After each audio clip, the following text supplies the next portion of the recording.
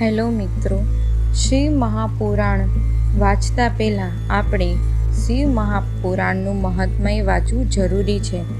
તો સૌને મારે એ જણાવવું છે કે શિવ મહાપુરાણનું મહાત્મ્ય શું છે.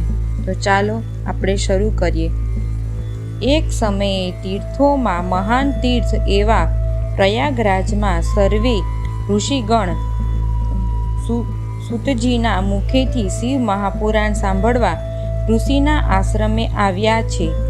વક્તા તરીકે વ્યાસ આસને સર્વે પુરાણો, વેદો, શાસ્ત્રોના સિદ્ધાંતોને જાણનારા એવા તત્વજ્ઞાની વેદવ્યાસજીના શિષ્ય સૂતજી બેઠા છે.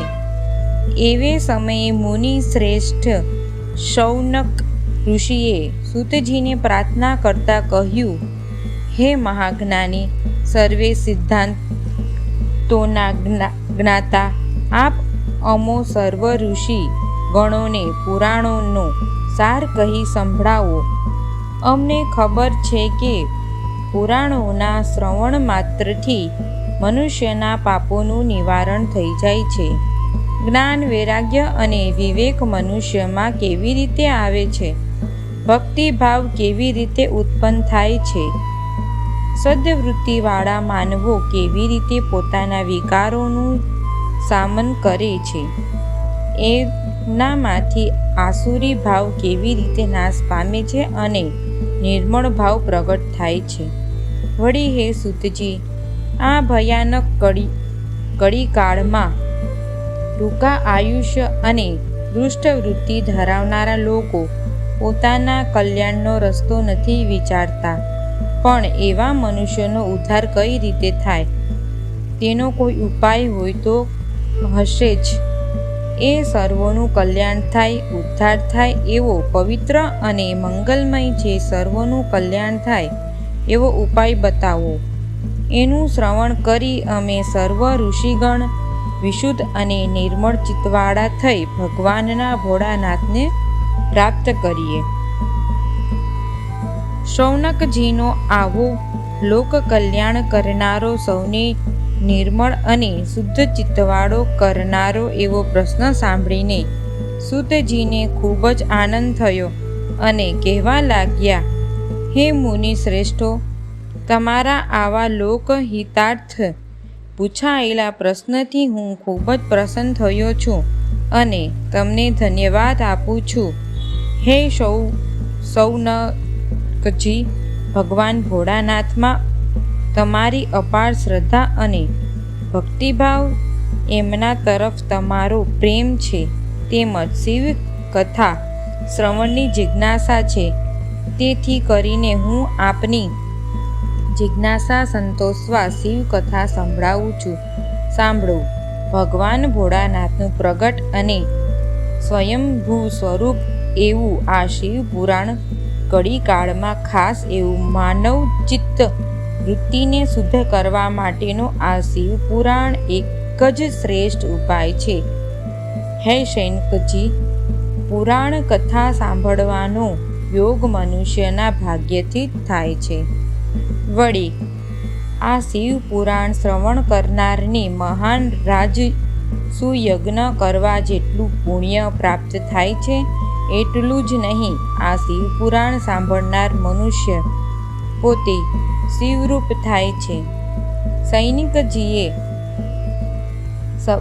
સંબોધન કરતા સૂતજી આગળ કહે છે, હે શૌનકજી, આ કળીકાળમાં જે કોઈ મુક્તિની ઈચ્છા રાખનારા છે તેઓએ પવિત્ર અને મુક્તિ આપનારા એવા આ પુરાણોનું શ્રવણ પઠન કરવું જોઈએ.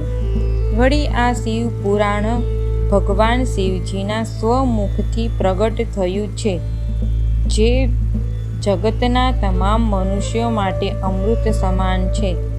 વળી હે સૈનિકજી,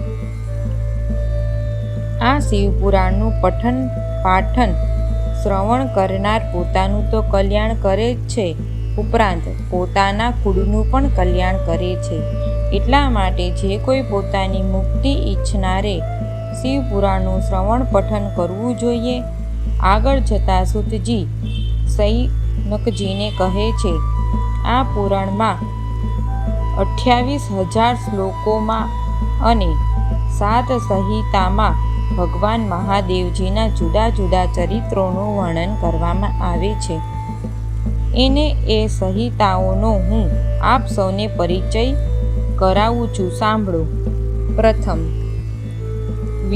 વિદ્યેશ્વર સંહિતા આવે છે અને આ સંહિતામાં શિવજીની ભક્તિના અલગ અલગ રૂપો, ભગવાન ભોળાનાથની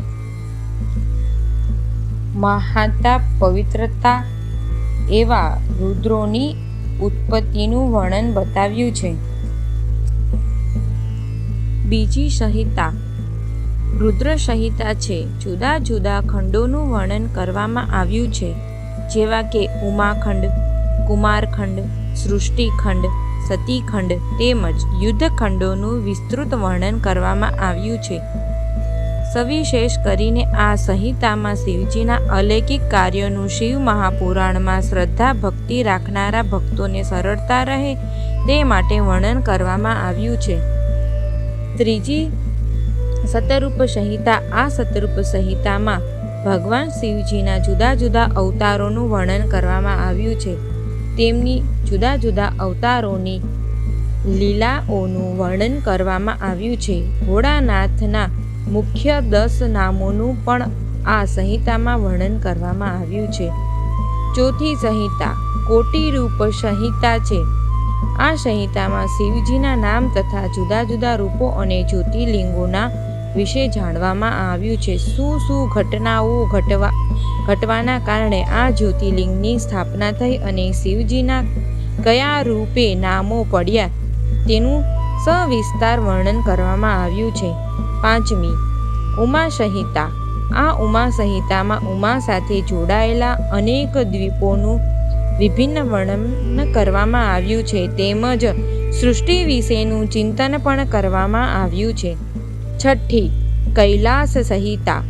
અહીં આ સંહિતામાં શિવ શંભુનું આદિ મૂળ બીજ રૂપનું વર્ણન કરેલ છે, તેમજ ઋષિગણો માટે અદ્વૈત દ્વૈત વિશેનું ચિંતન મનન સવિસ્તારથી કરવામાં આવ્યું છે. સાતમી વાયવ્ય સંહિતા. આ સંહિતામાં મુનિ સૂતજીએ ઋષિ મુનિઓને યજ્ઞરૂપ જ્ઞાન સાથે સમગ્ર સંસારની રચનાનો ક્રમ બતાવ્યો છે તથા સૃષ્ટિની ઉત્પત્તિ કઈ રીતે થઈ તેથી જ ઋષિ મુનિઓ વિશે નાની નાની પણ અગત્યની પૂર્ણ ઘટનાઓ જે ઘટી છે તેનું વર્ણન પણ આ સંહિતામાં આપેલું છે અને આ ઘટનાઓનો સંબંધ ક્યાંક ક્યાંક ભગવાન ભોળાનાથ સાથે જોડાયેલો છે. આમ 7 સંહિતાઓથી શોભતું આ શિવ પુરાણ તમામ ભક્તો કે જેઓને શિવ મહાપુરાણ તરફ ભક્તિભાવ છે તે બધા ભક્તોના મન મનોરથો તેમજ માનસિક, શારીરિક તેમજ આધ્યાત્મિક દુઃખો દૂર કરનારું છે અને સંકટ સમયે શાંત રહી સંકટનો સામનો કરનારી શક્તિ મળે છે. પોતાના આત્માના ઉચ્ચારણની પ્રેરણા શક્તિ મળે છે.